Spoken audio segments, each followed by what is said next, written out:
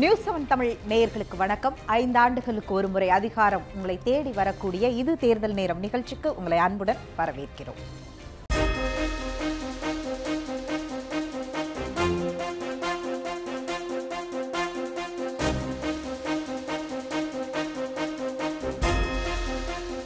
வேட்புமனு தாக்கல் செய்யக்கூடிய முதல் நாளே 21 பேர் வேட்புமனு தாக்கல் செஞ்சிருக்கிறாங்க. முதலில் தேர்தல் குறித்த முக்கிய செய்திகளை பார்க்கலாம். திமுக தலைவர் மு.க. ஸ்டாலின் தேர்தல் அறிக்கையை வெளியிட்டார்.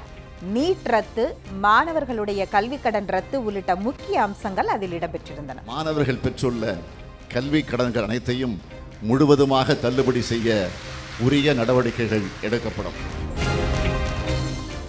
நாடாளுமன்ற தேர்தலில் அதிமுகவிற்கு ஆதரவாக நடிகர் கார்த்திக் பிரச்சாரம். விரைவில் அதிமுகவில் இணைய உள்ளதாகவும் சூசகமாக தகவல். பிரச்சாரம் செய்யறேன், அவ்வளவுதான்.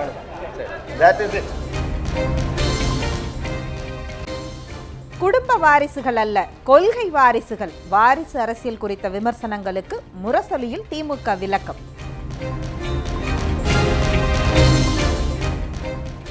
வாரிசு அடிப்படையில் எனக்கு வாய்ப்பு வழங்கப்படவில்லை. வாரிசு அரசியல் குறித்த விமர்சனங்களுக்கு ஜெயக்குமார் மகன் ஜெயவர்தன் விளக்கம்.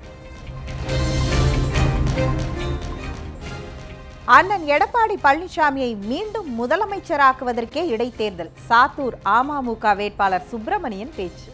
தமிழகத்திலே முதலமைச்சராக இருக்கிற அண்ணன் எடப்பாடியை முதலமைச்சராக ஆக்க வேண்டும் என்பதற்காக நடக்கின்ற இந்த தேர்தல் கண்டிப்பாக நான் வெற்றி பெறுவேன் என்பது மட்டும் உங்களிடத்திலே தெரியும்.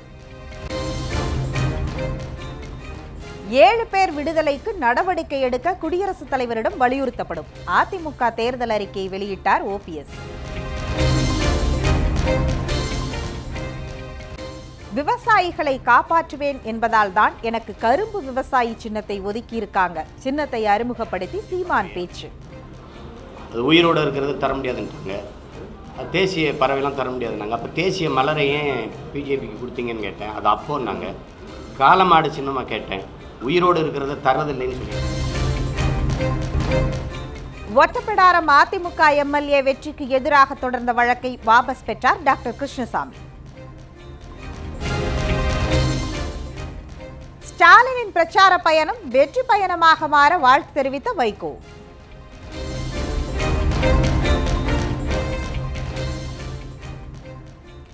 தேசிய தலைவர்கள் எல்லாம் எப்படியாவது தாம் பேரு வேட்பாளர் பட்டியலில் வந்துடணும்னு டெல்லியில முகாமிட்டு இருக்காங்களாம். இப்படி நிறைய தேர்தல் கிசுகிசு செய்திகளை இந்த பகுதியில பார்க்கலாம். சசிகலாவை எதிர்த்து ஓபிஎஸ் தர்ம யுத்தத்தை ஆரம்பிச்ச போது 10 எம்பிக்கள் அவர் பின்னால அணிதிரண்டு வந்தாங்க.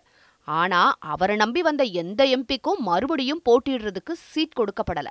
தன்னோட மகனுக்கு சீட் வாங்கி கொடுக்கறதுல காட்டுற அக்கறைய தன்னை நம்பி வந்தவங்க மேல ஓபிஎஸ் காட்டலன்னு அவரோட ஆதரவாளர்கள் புலம்பிட்டு இருக்காங்க. திமுக கூட்டணி சார்பா ஈரோடு தொகுதியில மதிமுகவோட கணேசமூர்த்தி போட்டியிடுறாரு.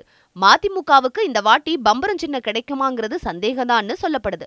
அப்படி ஒருவேளை பம்பரம் கிடைக்கலன்னா வேறு ஒரு சின்னத்துல போட்டி போட்டு ரிஸ்க் எடுக்கிறதுக்கு பதிலா நம்ம உதய சூரியன்லேயே நில்லுங்கன்னு திமுக மாவட்ட செயலாளர் முத்துசாமி கணேசமூர்த்தி கிட்ட சொல்லியிருக்காரு.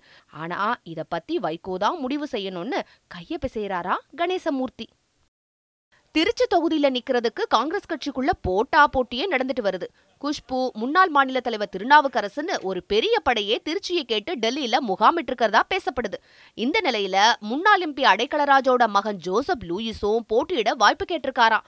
அவருக்கு கூட்டணி கட்சிக்காரங்க ஆதரவு இருக்கிறதால அவரைதான் வேட்பாளரா ராகுல் அறிவிப்பார்னு காங்கிரஸ் வட்டாரத்துல பேசிக்கிறாங்க.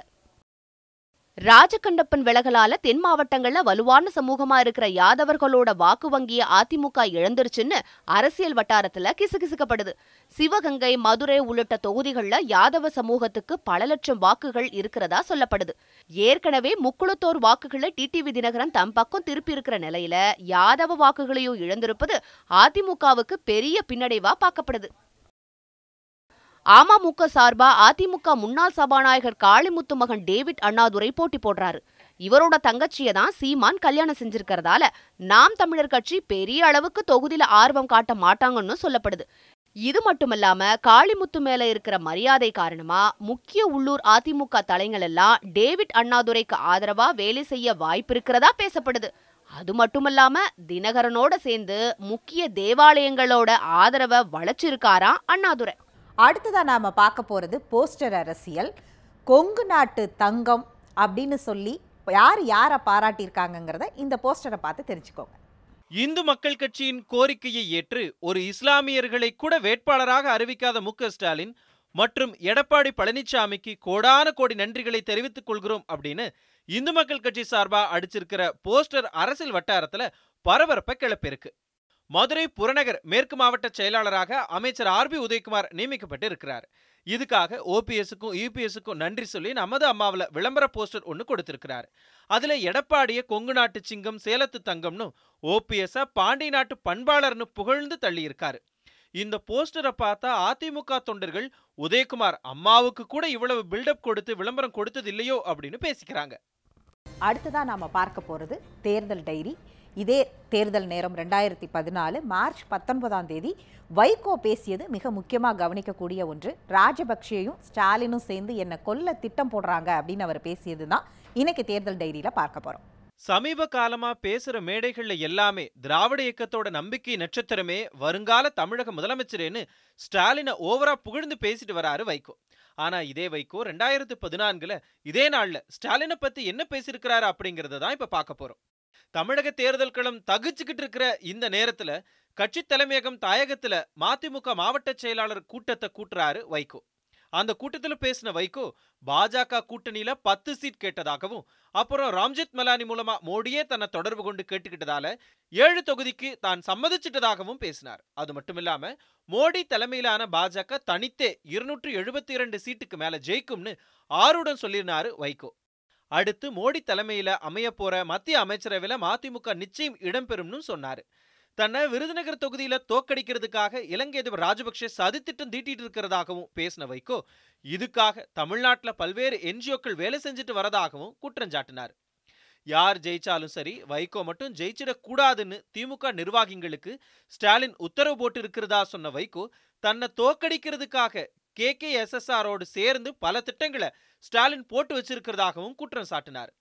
மதுரை விமான நிலையத்தில் அழகிரியை சந்திச்சதாகவும் அது ரொம்ப நெகிழ்ச்சியான சந்திப்புன்னு வேற வைகோ ரொம்ப ஃபீல் பண்ணியிருந்தார்.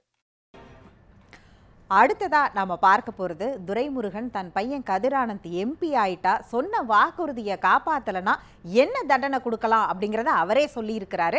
அதை தான் நம்ம தேர்தல் ஸ்டண்ட் பகுதியில பார்க்க போறோம். சில மாதங்களாகவே அதிமுகவோட ராஜ்யசபா எம்பியும் OPS ஆதரவாளருமான மைத்ரேயன் அதிருப்தியில இருக்கிறதா சொல்லப்பட்டு வந்தது. இந்த நிலையில சில நாட்களுக்கு முன்னால மோடிக்கு ஆதரவா நானும் சௌக்கிதார் தான்னு ட்வீட் போட்டிருந்தாரு. இதனால மறுபடியும் பிஜேபியிலேயே சேர்ந்துடலாம்னு மைத்ரேயன் முடிவு பண்ணிட்டதாகவும் அரசியல் வட்டாரத்துல பேசப்பட்டுச்சு. இந்த நிலையில நேத்து அவரோட ஃபேஸ்புக்ல இளைப்பாறுவது ஓய்வெடுப்பதற்கு தானே ஒழிய ஓய்ந்து விடுவதற்கு அல்லன்னு பதிவு போட்டிருக்காரு. மு.க. அழகிரியோட மகன் தயாநிதி அழகிரி போட்ட ட்வீட் அரசியல் அரங்கை குறிப்பா மதிமுக வட்டாரத்தை அதிர வச்சிருக்குது. ஆம புகுந்த வீடும் அமினா புகுந்த வீடும் உருப்படாதுன்னு ஒரு பழமொழி இருக்குது. அந்த பழமொழியை வச்சுக்கிட்டு வைகோ திமுக கூட்டணிக்கு ஆதரவா இருக்கிறத கிண்டல் அடிக்கிற மாதிரி ஒரு ட்வீட் போட்டிருக்காரு தயாநிதி அழகிரி. பிரியங்கா காந்திய மத்திய அமைச்சர் மகேஷ் சர்மா பப்பின்னு சொல்லி இருக்கிறது சர்ச்சையை கிளப்பியிருக்கு. செகந்திராபாத்ல நடந்த நிகழ்ச்சி ஒன்றில் கலந்துகிட்ட மத்திய அமைச்சர் மகேஷ் சர்மா அந்த பப்பு ராகுல் பிரதமராக ஆசைப்படுறாரு. இந்த பப்பி பிரியங்கா மாயாவதி அகிலேஷ் யாதவோட சேர்ந்துகிட்டு பாஜகவை தோற்கடிப்போன்னு பேசிட்டு வருதுன்னு பேசினார். மத்திய அமைச்சரோட இந்த சர்ச்சை பேச்சு சமூக வலைதளங்கள்ல வைரல் ஆகிட்டு இருக்கு. என் தலையை அடகு வச்சாவது கொடுத்த வாக்குறுதிகளை காத்துருவேன் அப்படின்னு திமுக பொருளாளர் துரைமுருகன் பேசியிருக்காரு. துரைமுருகன் மகன் கதிரானந்த் வேலூர் மக்களவை தொகுதியில போட்டியிடுறதால வேலூர் வேட்பாளர் அறிமுக கூட்டத்துல துரைமுருகன் தன் மகனுக்கு ஓட்டு கேட்டு ரொம்ப உருக்கமா பேசினார். என் மகனை உங்க பிள்ளையா தத்தெடுத்துக்கிறேன்னு சொல்லி கதிரானந்த ஜெயிக்க வச்சு MP ஆக்குனா வேலூர்ல ஒரு மாபெரும் தொழிற்பேட்டை அமைக்கப்படும்னு சொல்லியிருக்காரு. அதோட கொடுத்த வாக்குறுதிகளை தன் தலைய அடமான வச்சாவது காப்பேன்னு பேசியிருக்காரு துரைமுருகன். அடுத்து நாம பார்க்க போறது தேர்தல் நேரத்துல கட்சி தாவக்கூடிய ஒரு பட்டியலை தான் நாம இப்ப பார்க்க போறோம். யார் யாரு கட்சி தாவி இருக்கா, யாரு கட்சியில விலகி இருக்காங்கிறத பார்க்கலாம். தேர்தல் காலகட்டத்தில் அரசியல் கட்சி தலைவர்கள், நிர்வாகிகள், முக்கிய பொறுப்பாளர்கள், ஆதரவாளர்கள் அப்படி இப்படின்னு ஒரு கட்சியை விட்டு இன்னொரு கட்சிக்கு தாவுறது வழக்கம்தான்னு சொன்னாலும் இந்த முறை கொஞ்சம் பட்டியல் நீண்டுகிட்டே தான் போகுது. அதிமுக, அமமுக, மக்கள் நீதி மையம்னு இந்த கட்சிகள்ல முக்கிய பொறுப்புகள்ல இருக்கிறவங்க எல்லாம் விலகிக்கிட்டு இருக்காங்க. தமிழகத்தில் உள்ள கட்சிகள் அனைத்தும் தொகுதி பங்கீடு, வேட்பாளர் அறிவிப்பு, தேர்தல் அறிக்கை, பிரச்சாரம் இன்னும் ரொம்ப பரபரப்பா ஓடிக்கிட்டு இருக்கும்போது கேட்ட சீட்டு கிடைக்கல, கட்சிக்குள்ளேயே கருத்து வேறுபாடு போன்ற காரணங்களால கட்சி தாவல்கள் நடக்குது.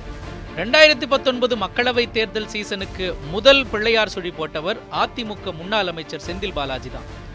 அதிமுக 2 ஆனதுக்கு அப்புறம் டிடிவி தினகரன் அணியில முக்கிய பொறுப்புல இருந்த இவர் திமுக தலைவரின் தலைமை பண்பால திடீர்னு ஈர்க்கப்பட்டு திமுகல போய் சேர்ந்தார்.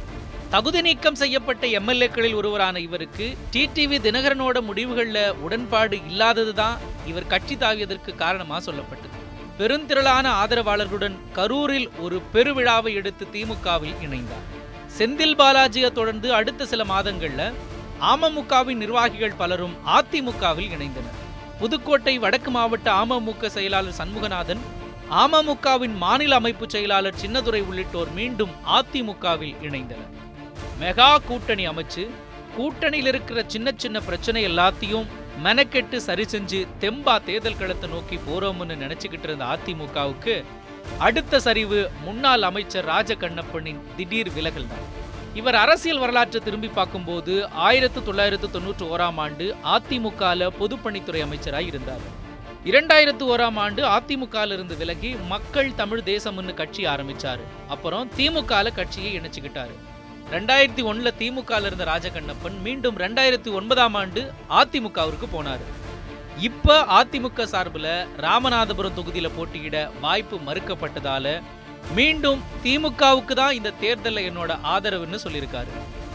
அதிமுக செய்தி தொடர்பாளர் மார்க்கண்டேயன் தன் பொறுப்பிலிருந்து விலகிறதா அறிவிச்சிருக்காரு. விளாத்திக்குளம் சட்டமன்ற தொகுதியில இடைத்தேர்தல் வேட்பாளரா தன்னை போட்டியிட வைக்காம சின்னப்பனுக்கு இந்த வாய்ப்பு அதிமுக கொடுத்ததுதான் இவர் விலகலுக்கு காரணமா. இப்படி கட்சி தாவல் படலம் அதிமுகவை வாட்டி எடுக்க சமீபத்துல தனது முதல் பிறந்த நாளை கொண்டாடிய மக்கள் நீதி மையமும் இதில் சிக்கி கொண்டது. மானிமாவின் முக்கிய செயற்குழு உறுப்பினர் குமரவேலும் கடலூர் மாவட்ட நிர்வாகிகள் 2 பேரும் கட்சியிலிருந்து விலகி இருக்காங்க. நேரடியா சொல்லிக்கிட்டு விலகிறவங்க ஒரு பக்கம் இருந்தாலும் ஓய்வெடுக்கிறது ஓய்ந்து போறதுக்கு இல்லைன்னு சொல்ற அதிமுக எம்பி மைத்ரேயனை நினைக்கும் போது அதிமுக கொஞ்சம் அச்சத்துடனே தான் இருக்க வேண்டும் போல. பாமகவோட கூட்டணி முடிவுகள் பிடிக்காம பாமக மாநில துணைத் தலைவர் ரஞ்சித் விலகி அமமுகல சேர்ந்தாரு.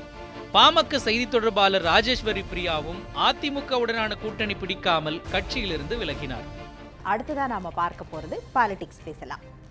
அதிமுக திமுக 2 பெரிய கட்சிகளுமே இன்னைக்கு ஒரே நாள்ல தேர்தல் அறிக்கையை வெளியிட்டிருக்காங்க. அதுல என்ன இருக்கு அப்படிங்கிறத பார்க்கலாம். அதிமுக திமுக 2 கட்சிகளுமே நீட் தேர்வு ரத்து செய்ய வலியுறுத்துவோம், அதன் பிறகு கல்வி கடன்களை ரத்து செய்ய வலியுறுத்துவோம் அப்படின்னு சொல்லி 7 தமிழர் விடுதலை, இப்படி மாநிலம் சார்ந்த உரிமை சார்ந்த பிரச்சனைகள், வேளாண் கடன் ரத்து செய்வோம், இப்படியான விஷயங்களை ஒரே பிரிண்டிங் பிரஸ்ல கொடுத்து அச்சடிச்சாங்களோ அப்படின்னு டவுட் படுற அளவிற்கு அதிமுகவும் திமுகவும் ஒரே மாதிரியான அம்சங்களை வலியுறுத்துறதா தேர்தல் வாக்குறுதியா கொடுத்திருக்கிறாங்க. முதல்ல அதிமுக சொல்லி இருக்கக்கூடியதுலேருந்து திமுக எந்த இடத்துல வேறுபடுது அப்படின்னு ஒரு விஷயத்தை பார்த்தோம் அப்படின்னோம்னா, அவங்க இந்த சமூக வலைதளங்களில் வரக்கூடிய வீடியோக்களை முறைப்படுத்துறதுக்காக ஒரு சட்டம் இயற்றுவோம் அப்படின்னு சொல்லக்கூடியது வரவேற்கக்கூடியதாக இருக்கு. வேலை வாய்ப்புகளில் இடஒதுக்கீடு முறை அமுல்படுத்த உரிய நடவடிக்கைகள் எடுக்கப்படும். கிராம பகுதிகளில் வறுமை கோட்டிற்கு கீழே உள்ள குடும்பத்தில் ஒரு பெண்ணுக்கு சிறு தொழில் தொடங்க ரூபாய் 50,000 வட்டியில்லா கடனாக வழங்கப்படும். நெடுஞ்சாலைகளில் தனியாரின் சுங்கவரி வசூல் உரிமம் முடிந்த பின்னரும் வசூலிக்கப்படும் சுங்க கட்டண வசூல் ரத்து செய்யப்படும். 2 கட்சிக்குமே தமிழை முக்கியத்துவம் கொடுப்போம், அலுவல் மொழியை ஆக்குவோம் அப்படிங்கிறது, மத்திய அரசுடைய அலுவலகங்கள் ஆக்குவோம் அப்படிங்கிறத நேரடியாக அதிமுகவும் திமுக இதை ஒரு இணைப்பு மொழியை ஆக்குவோம் அப்படின்னு சொல்லியிருக்கிறாங்க. ஆனால் நேரடியாக அதிமுக சொல்லி இருக்கிறது பிரதானமாக பார்க்கப்படுது. ரூபாய் 1500 வழங்கும் அம்மா தேசிய வறுமை ஒழிப்பு திட்டம் வறுமை கோட்டிற்கு கீழ் உள்ளோர், கைவிடப்பட்ட பெண்கள், வருமானமற்ற விதவை பெண்கள், மாற்றுத்திறனாளிகள், நிலமற்ற விவசாய கூலி தொழிலாளர்கள், கிராமப்புறங்களிலும் நகர்ப்புறங்களிலும் வாழும் உடலுழைப்பு தொழிலாளர்கள், ஆதரவற்ற முதியோர் ஆகியோருக்கு மாதந்தோறும் ரூபாய் 1500 நேரடியாக அவரது வங்கிக் கணக்கில் செலுத்தும் வறுமை ஒழிப்பு திட்டத்தை நாடு முழுவதும் செயல்படுத்த அனைத்து இந்திய அண்ணா திராவிட முன்னேற்றக் கழகம் மத்திய அரசை வலியுறுத்தும். சுங்க கட்டணத்தை ரத்து பண்ணுவோம், அதற்காக வலியுறுத்துவோம் அப்படின்னு திமுக இந்த முறை புதியதா சொல்லியிருக்கு. பழையதா பல விஷயங்கள் ஏற்கனவே சொன்ன சேது சமுத்திர திட்டத்தில் ஆரம்பிச்சு பல்வேறு விஷயங்கள், அதாவது மக்கள் நல பணியாளர்களை மீண்டும் பணியமர்த்துவோம், இந்த மாதிரி அவங்களுடைய வருஷம் அவங்களுடைய தேர்தல் நேரத்தில் கொடுக்கிற தேர்தல் அறிக்கைகள் இதில் இடம்பெற்றிருக்கிறது. அதிமுக இந்த முறை சிறுபான்மையினர்கள் நலன் கருதி பொது சிவில் சட்டத்தை அமல்படுத்தினால் அதை எதிர்ப்போம் அப்படிங்கிறத பாஜக கூட்டணியில இருந்து கொண்டே சொல்லியிருக்கிறார்கள். அப்புறம் தனியார் துறையில இடஒதுக்கீடு அப்படிங்கிறத திமுக சொல்லியிருந்தாலும் அதிமுக அதுல இன்னும் கூடுதலா சிறுபான்மையினர்களுக்கு அவர்களுக்கு பிரத்யேக சட்டம் இயற்றுவோம் தனியார் துறையில அப்படின்னு சொல்லியிருக்கிறாங்க. மதச்சார்பற்ற கூட்டணின்னு வைத்துட்டு திமுக ஏன் சிறுபான்மையினர் குறித்து அந்த விஷயங்களை எல்லாம் இதுல சொல்லல அப்படிங்கிற கேள்வி இந்த இடத்துல வரும் பொழுதே 37 எம்பிக்களோட 3 பெரிய கட்சியா இருந்தவங்க ஏன் நீட் தேர்வை ரத்து செய்ய இப்ப அந்த கடந்த 5 ஆண்டுகள்ல என்ன பண்ணாங்க, ஏன் எப்படியெல்லாம் வலியுறுத்தினாங்க அப்படிங்கறதும் அதற்காக நடந்த காட்சிகளும் இந்த நேரத்துல வருது. இது எல்லாத்தையும் தாண்டி புதுச்சேரிக்கு தனி மாநில அந்தஸ்து கோருவோம்னு அதிமுகவுடைய தேர்தல் அறிக்கையில சொல்லி இருக்கிறாங்க. ஏற்கனவே இப்ப 1.5 வருஷமா அங்க துணைநிலை ஆளுநரா இருக்கக்கூடியவங்களுக்கும் அதே நேரத்துல முதல்வரா இருக்கக்கூடிய நாராயணசாமிக்கும் கிரண்பேடிக்கும் நடக்கக்கூடிய பிரச்சனைகளுக்கு மௌனமா வேடிக்கை பார்த்த அதிமுகவும் நினைவுக்கு வந்துட்டு போகுது. இதுதான் இந்த தேர்தல் அறிக்கையுடைய ஹைலைட். அடுத்ததா நாம காங்கிரஸ் தொகுதிகளுடைய பலம் என்ன அப்படிங்கிறத பார்க்கலாம். காங்கிரஸ் கட்சி போட்டியிடுற இடங்கள்ல அந்த கட்சிக்கான வெற்றி வாய்ப்பு எப்படி இருக்கும், அந்த கட்சி ஜெயிக்கிறதுக்கான வாய்ப்புகள் எவ்வளவு இருக்கும் அப்படிங்கிறத நம்ம பார்த்துக்கிட்டு இருக்கோம். இன்னைக்கு நம்ம பார்க்க போற தொகுதி ரொம்ப முக்கியமான ஒரு தொகுதி. ரொம்ப நாளாவே அந்த தொகுதி தமிழ்நாட்டில் ஒரு ஸ்டார் தொகுதியாக இருந்துகிட்டு இருக்கு. இந்த தேர்தலையும் அது ஸ்டார் தொகுதியாக தான் இருக்க போகுது. நம்ம பார்க்க போகிற அந்த தொகுதி சிவகங்கை மக்களவை தொகுதி. தமிழ்நாட்டினுடைய ஸ்டார் தொகுதியாக இது ஏன் ரொம்ப நாளாக இருந்தது அப்படின்னா, முன்னாள் மத்திய அமைச்சர் ப. சிதம்பரம் இந்த தொகுதியிலிருந்து அதிக முறை பார்லிமெண்ட்டுக்கு போயிருந்தார். அதனால இது ஸ்டார் தொகுதியாக இருந்தது. இந்த வரைபடத்தில் நம்ம பார்க்குற சிவகங்கை, மானாமதுரை இந்த 2 சட்டமன்ற தொகுதியில் மட்டும்தான் 2016 அதிமுக ஜெயிச்சிருந்தது. அதுலேயும் மானாமதுரையில் ஜெயிச்ச அதிமுகவுடைய எம்எல்ஏ மாரியப்பன் கென்னடி தினகரன் சைடு போயிட்டதால இது ஒன்று அதிமுக, இன்னொன்று அமமுக அப்படிங்கிற ஒரு நிலைமையில தான் இருக்குது. மற்ற 4 தொகுதியுமே திமுக கூட்டணி தான் ஜெயிச்சிருந்தது. அப்படி பார்க்கும்போது இது அந்த 2016 தேர்தலை வச்சு பார்க்கும்போது அந்த தேர்தல் முடிவுகள் இங்கே அப்படியே எதிரொலிக்க வாய்ப்பே இல்லை. ஆனால் கடைசியாக நம்ம நடந்த தேர்தலை தான் பார்க்கணும் அப்படிங்கும்போது இது காங்கிரஸ் கட்சிக்கு கொஞ்சம் சாதகமான ஒரு தொகுதியாக தான் இருக்குது.